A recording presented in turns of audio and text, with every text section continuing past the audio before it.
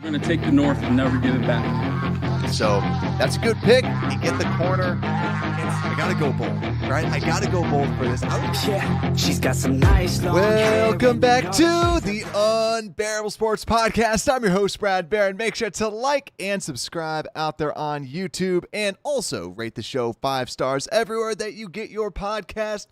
We are live to break down what happened today on day 6, I believe, of the training camp recap. There we go. We had the fans back in the stands today, and the Bears also first day of padded practice. And also, last but not least, we got our first unofficial depth chart that I actually haven't gone through. So I want to go through it live on the show to get some real authentic reactions of what do they have on this, and also where are they putting people? Because if you remember last year, that's what we saw Travis Gibson be at the very bottom of the depth chart, and we're like, why is he all the way at the very, very bottom of the depth chart? Because that's something we'll definitely have to look at. Also, Nicholas, what's up? Bear down out there in the chat. But also, so today, big day, first day of pads. And there's a lot of stuff that we're going to go through. Also, if you were there today, let me know. Let me know down in the chat what you saw as well. So let's break it down. Let's first start out with some injuries. And we still continue to see Kyler and Sewell both not out there onto the practice field. Something to just to continue to monitor. Also, Braxton Jones has been in and out. And something that I've been hearing is when Larry Borum's in, you don't want Larry Borum in. It sounds like with Braxton Jones, you at least see an uptick in his actual performance. But then Larry Borum, when he's out there, yeah, you don't want to see that. I think we all know this, but there's a big difference between those two at the left tackle position.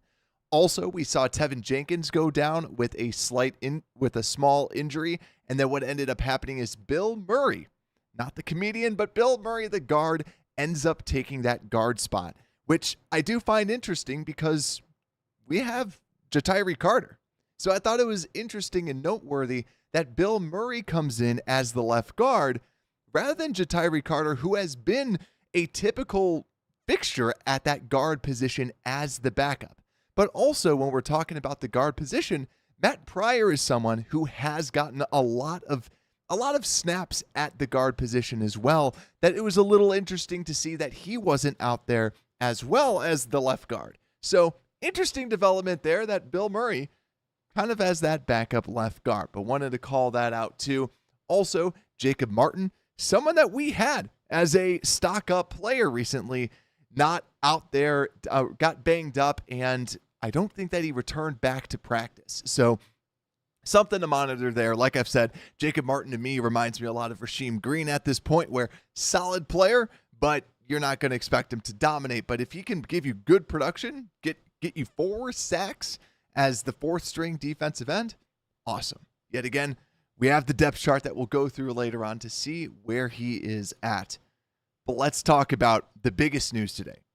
Pads were on, and there was someone that took everyone's eyes were going to this player, and that is Gervon Dexter. It's awesome to say because everyone that's saying, they're like, man, Gervon just kept on wrecking. And center update, the center update out there was that Coleman Shelton was there at center now. Ryan Bates was yesterday, but Coleman Shelton, I guess, was getting cooked all day by Gervon Dexter. And hey, this is where you got the two different sides, right? Gervon Dexter, was he just that good, or is Coleman Shelton just that bad? I like to think it's more Gervon Dexter as a Bears fan. You got to look on the bright side with that, but it's nice to see Dexter that, hey, now he's looking like we know he's shed a lot of pounds. He looks quicker. He looks faster at that D tackle spot. And yeah, he was able to get there and just continually wreak havoc all day today. And this is what we need in this defense. There's a lot of expectations on Gervon Dexter. And I was listening to Jeff Joniak interview Gervon Dexter, and he jokingly said, he's like, you're the 4th most important person on this team, right? And it was either him or Tom Thayer that was like, that, right? But it's very serious that the 3 tech is that that important to this team. And when we're previewing the defensive line, it's all about Gervon Dexter. And for those out on YouTube, you might have seen the thumbnail that I had where Gervon Dexter's on that. And I had to do a double take a little bit because I'm going, okay, Gervon Dexter, that doesn't look like him. He looks slimmed down. He looks agile. He looks quick. So you can see the new body of Gervon Dexter. He's still a giant. He's still a giant man too. He's just more slimmed down, more muscle than, he kind of shed some of the extra weight. So yeah, I'm right there with Nick right now saying he's getting started. He's getting to feel a little bit more hyped about Gervon. I feel the same way too. I'm excited to see what Gervon is going to bring to the table. But let's continue with the Caleb update. Defense ultimately ended up winning today, and again, but doesn't mean that Caleb Williams had a bad day at all. People were still very impressed with just his arm strength and just his overall quickness with his release, as per usual, right? That's kind of the normal statement when it comes down to Caleb Williams. But also, too, had a good 2-minute drill. He was pressured a little bit, and he rolled out, made a good throw out to the outside. But also, the big news with Caleb Williams today was more so about how he stood up for his teammates. And yet again, this is something that we talked about when he was going to be drafted. A lot of the naysayers were saying that Caleb Williams can't lead a locker room, that he's going to give off bad vibes. But everything that we've heard, everything that we continuously hear about Caleb Williams is that he's someone that you want in the locker room. And what happened today was, I believe it was a handoff to Khalil Herbert, and then you have DeMarcus Walker, who went by Gerald Everett and ends up tackling Khalil Herbert. After that, things got chippy, and it resulted in our quarterback giving a hug to Walker to try and get him away, and people like, okay, Caleb, you don't do that. And I believe it was Ryan Bates that said this, that he's like, that's my quarterback. That's what he does. But we don't want to see him doing that. And what I love about this is that he showed who he is. He showed that he can back up his teammates. He showed that he can do that. But we don't want you out there. So he doesn't have to do it again. He doesn't have to do it in a normal game because we don't want him doing it in a normal game, because you going against these 300-pounders and trying to hold one back, I don't want to see that. But I love that he did it in practice, because now everyone knows he has their back. He has this offense's back. That's the type of leader he is. Just a really cool story, and I absolutely love it. But yet again, you're QB1. I want everyone else fighting for you. You don't have to fight for everybody else, but he's just that type of a dude. So cool story about Caleb Williams right there. But yeah, Scottish Bear, what is good, my friend? Big Dex is coming to get you, Bear down. I'm, yet again, very, very happy about Gervon Dexter, and he's it seems like he's doing everything that we need and everything that we want to do. So I can't wait to actually get out there and see him, just because he's going to be quick. So next thing is penalties. So this is part of the Caleb update. The red zone problems, actually, we'll cover the red zone problems a little later, but multiple false starts, yet again, kind of continuously adding on to some of these problems that we saw. And I want to just kind of have the same story that we had yesterday, where yesterday we saw Ryan Bates out there, and we had a handful of false starts, handful of penalties. And then today we had a handful of penalties with Coleman Shelton at center. Because I know yesterday we brought up, well, is it Ryan Bates? Is it then Coleman Shelton is just more mature, and because he's more used to being center? Well, we saw both of them today. We saw both errors today ultimately. And another piece, so obviously we need to clean that up, because that was part of the training camp storyline, that at the beginning, hey, everything's super clean. Maybe they're just trying to get a little bit more into it, a little bit more into the weeds of the cadences. Also, Bears Junkie, what is good? Bear down. Also, something that I want to call out, because we mentioned this about Caleb Williams. We said, I know that he idolizes, Aaron Rodgers. For right, for wrong, as if he can play like Aaron Rodgers, I'm more than fine with that. And we talked about with the cadence, that if he can get this cadence right, can he start to do what Aaron Rodgers did where he gets people off sides. Today, there was a couple that he was able to do that. So it's another logical progression, another more progression that we're starting to see. So that is what I like to see, but I agree with Scottish Bear saying we need continuity at center. And that brings up the question, when are they going to officially move over the center position? And even though I haven't seen the depth chart, I did see a quick little thing on it when I was going through the slides. I believe at the center position, it's either or, but we'll go through that a little bit later on. The last little bit that I want to bring up that I want to just look more at with Caleb Williams is I do want to observe just the red zone issues. The red zone, it seems like we can't really score in the red zone.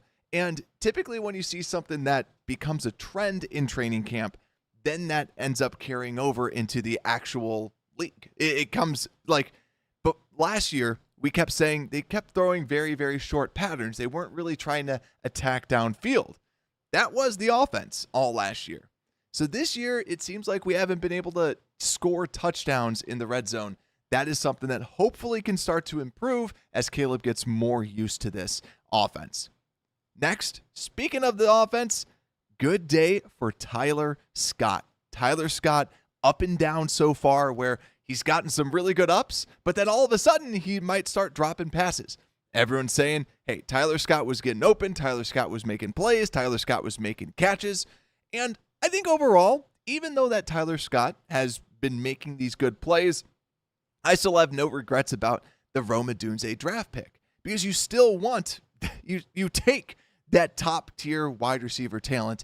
And I still don't feel like Tyler Scott, I'm not going to sit here and say, oh man, this guy's a number 3 receiver right now.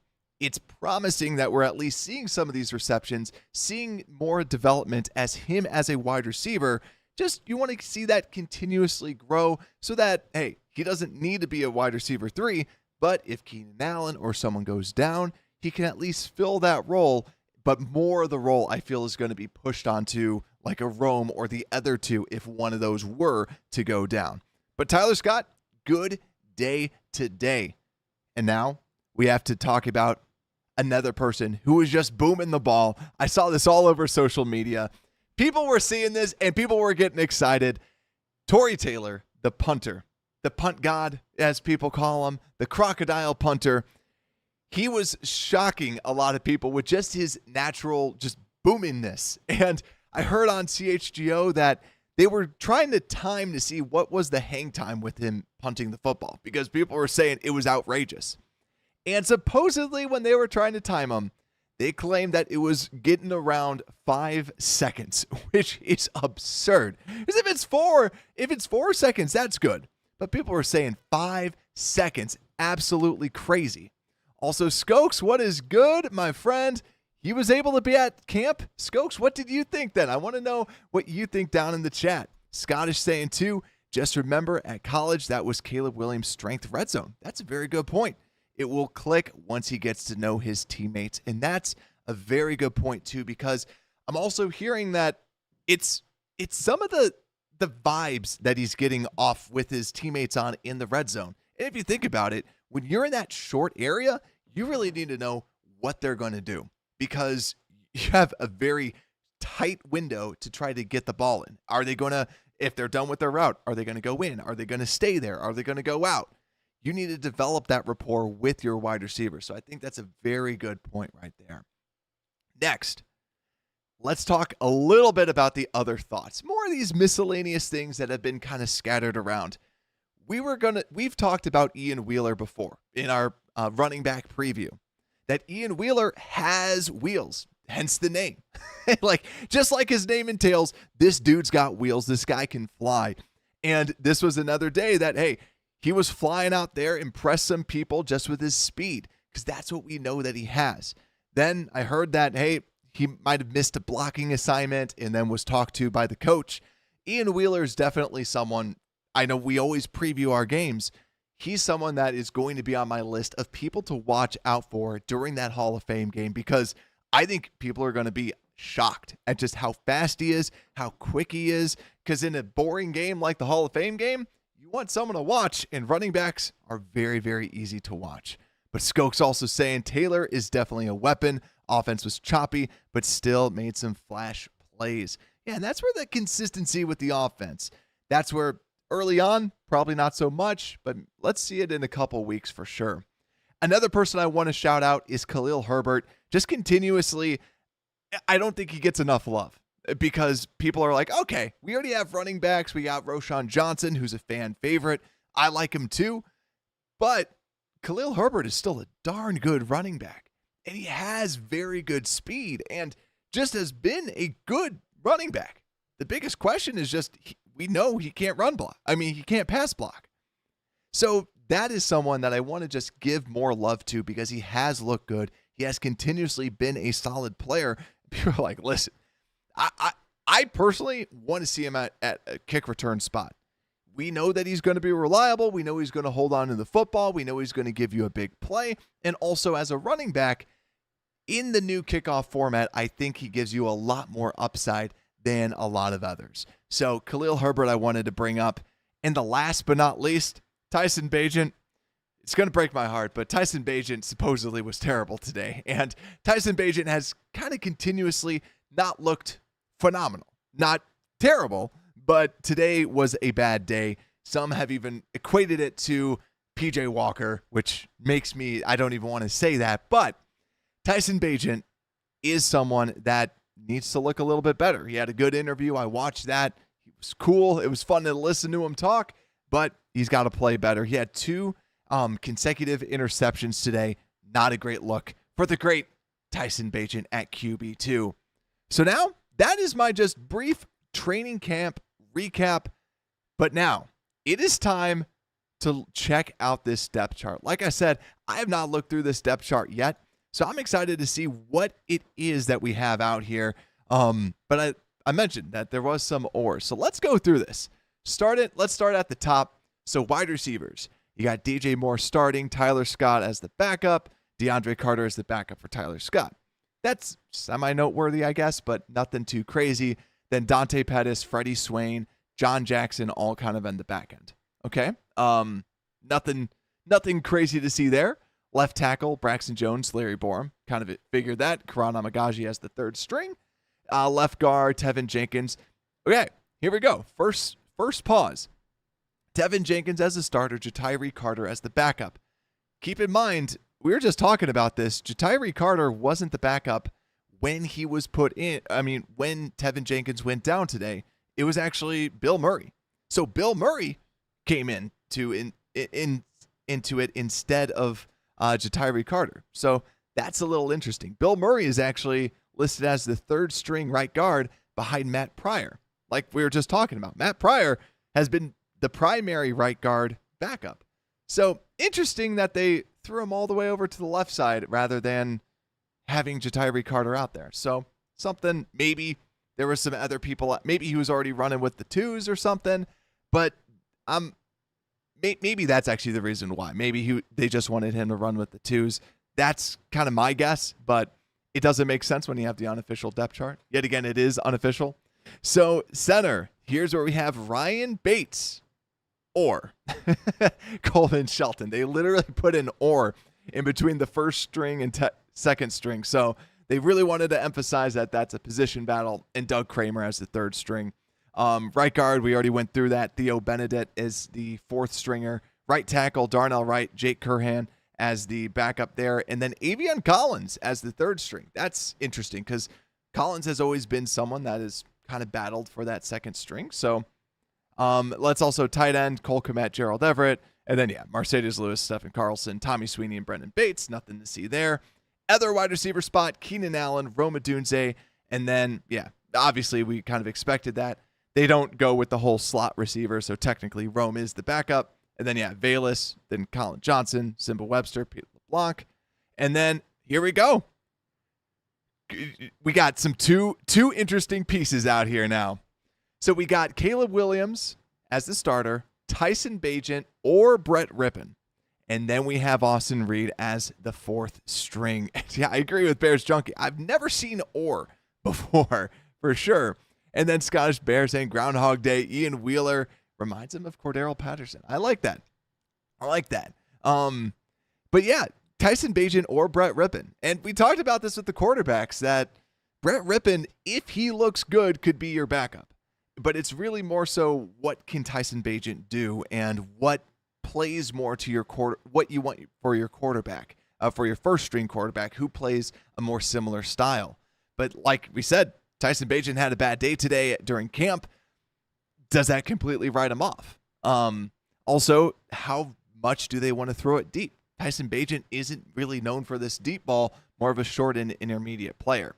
So we got our position battle right there. Something to look out for during the Hall of Fame game, depending on if Caleb Williams will actually play. Still no confirmation whether he will or will not. Then at the running back position, DeAndre Swift as the starter. Here we go. Khalil Herbert or Roschon Johnson. And I don't really buy it. I still feel like, here's my thing.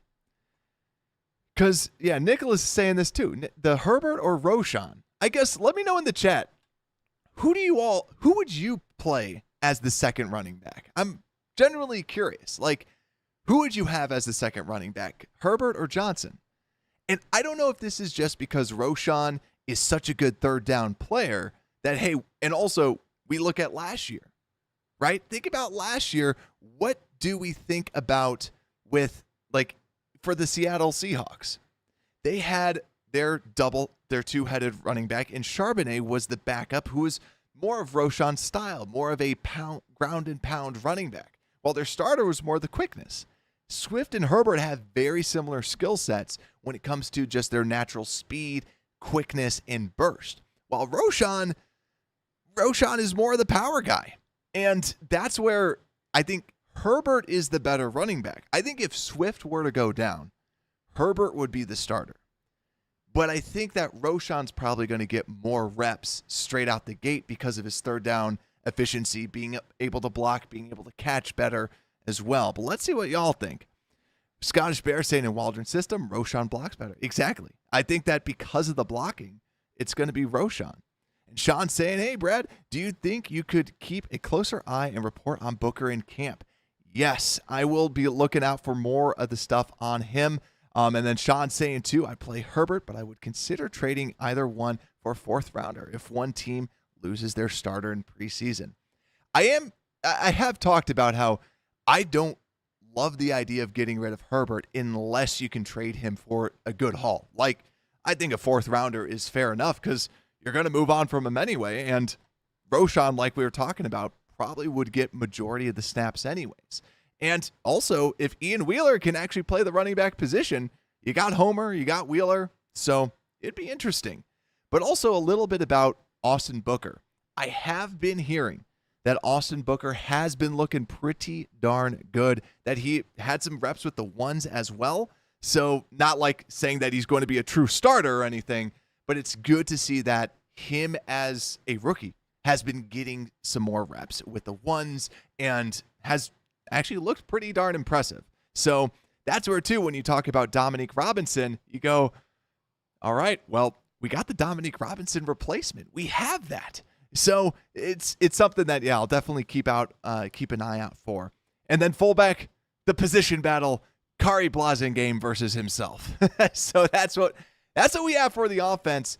Let's flip over to the defense, and let's start talking about this defensive end group. Montez Sweat as the starter, Dominique Robinson as the backup. Speaking of which, Austin Booker as the backup for Dominique Robinson, and Jamari Chroma as the fourth string defensive end. Also, some of y'all might have just gotten an ad. Thank you so much for watching. I don't get paid much for this, so that helps out. So thank you for watching that. Unless you have YouTube Premium, then you don't get any of the ads. So hopefully it was a good ad for all those that watched, and I appreciate it. Next thing, defensive end. DeMarcus Walker on the other side, Jacob Martin as the backup for Walker, Daniel Hardy, and then Khalid Kareem as the fourth stringer. So to me, with this group, I think the only thing noteworthy is Robinson over Austin Booker, because I feel like as soon as Booker, like we said, Booker's been getting some good snaps. Same thing with Dominique Robinson, but no one's really saying anything about Dom Rob. No, he's not really turning a lot of heads, and you would expect it with someone that has his athleticism. That is something that I think as soon as Austin Booker flips, I think that you need to see some I think they want to see some game action. And as soon as that happens, I think you're going to see Booker flip. So, yeah, I agree with Sean. Dom Rob might not make the team. I totally agree with that. And then also Sean saying, I feel like they intend Booker to get part-time starter playing time this year. Dom Rob was a complete project. Booker is thought more of. Yeah, I agree. I think that Booker's going to get more of the snaps, and I think that he's going to get more snaps than we think on like third down and other pieces like that. And then also defensive tackles, Billings as the starter, Gervon Dexter as the starter. That's not anything out of the ordinary.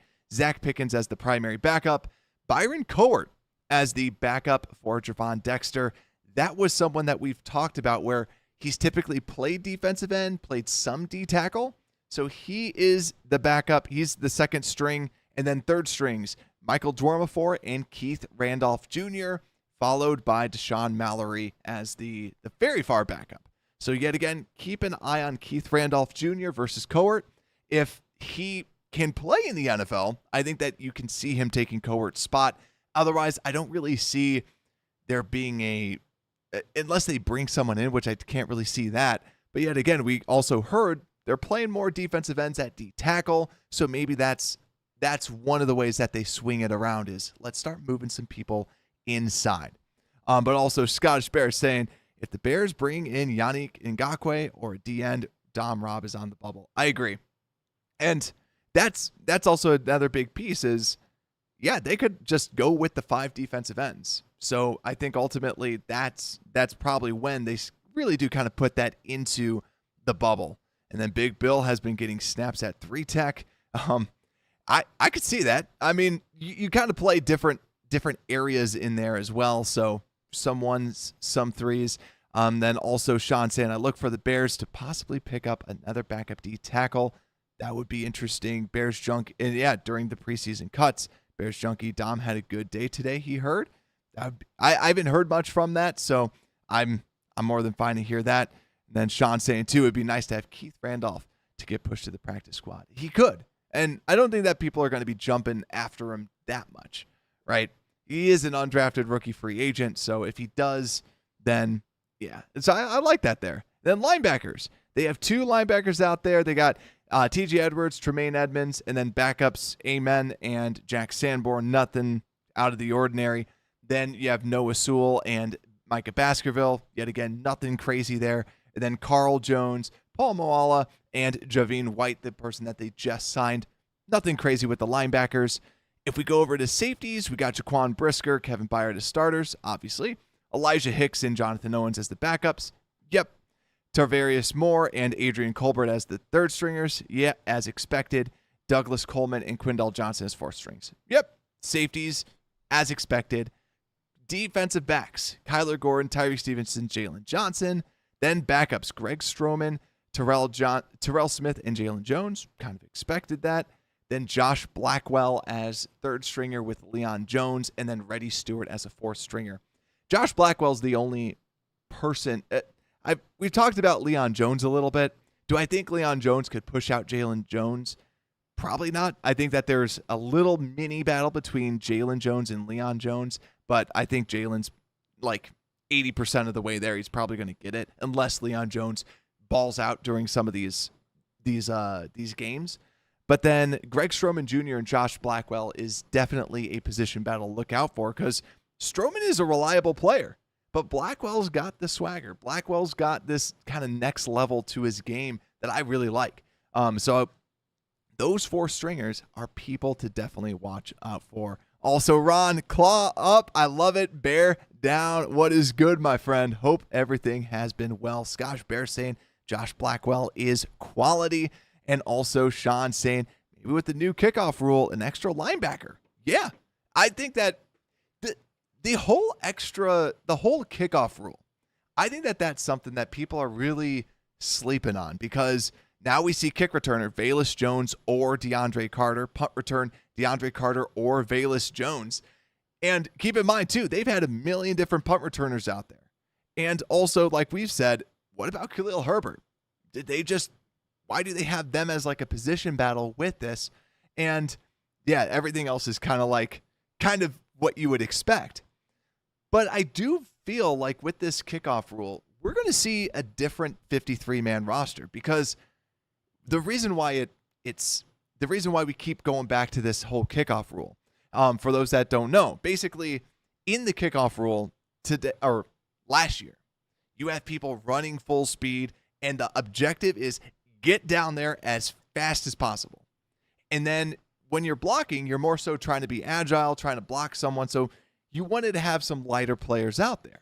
You still had some tight ends and some linebackers and other people like that, but you had a lot of lightweight people that could block and that could run, because it was people running full speed and you just had to get there. And now they're standing still. Now it's more like an elongated play. It's kind of like almost like a onside kick, really, where, they're still kicking it normal, but you have people at a standstill that are relatively in front of each other. That's where I do think that from a tight end perspective, you'll definitely see more, because I think tight ends, they can block. They're there for blocking, but also can hit. That's why, too, when you look at who should be returning, I don't think that like a Carter. Carter is a lightweight guy. And the reason why you had this lightweight guy is so that they could just run as fast as they can and just try and just blow by people.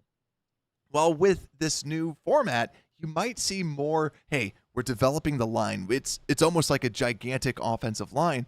And that's where I think you might see more of a running back style, more tight ends, more linebackers, more bigger people to then kind of hold this line in order for them to run through and run past. And that's why I still feel like Khalil Herbert has a good value, because he's a running back that is good at just finding the hole, no BS, and just run straight through it.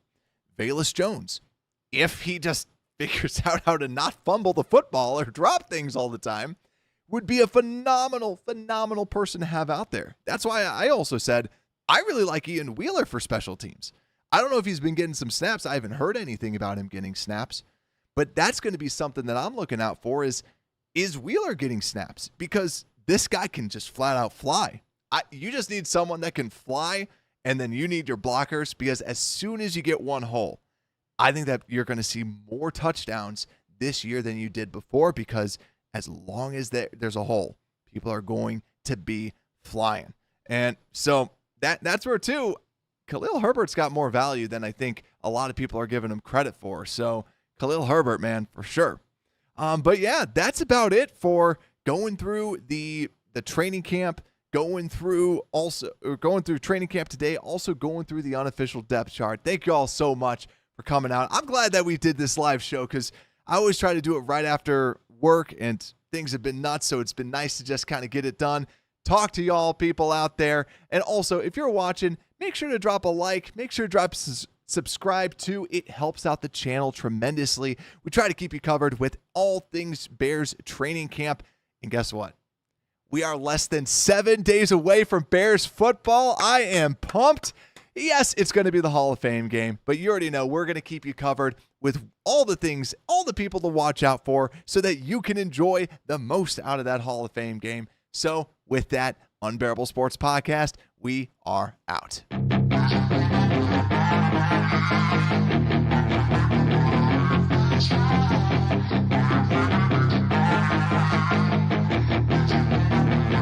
Yeah, she's got some nice long hair.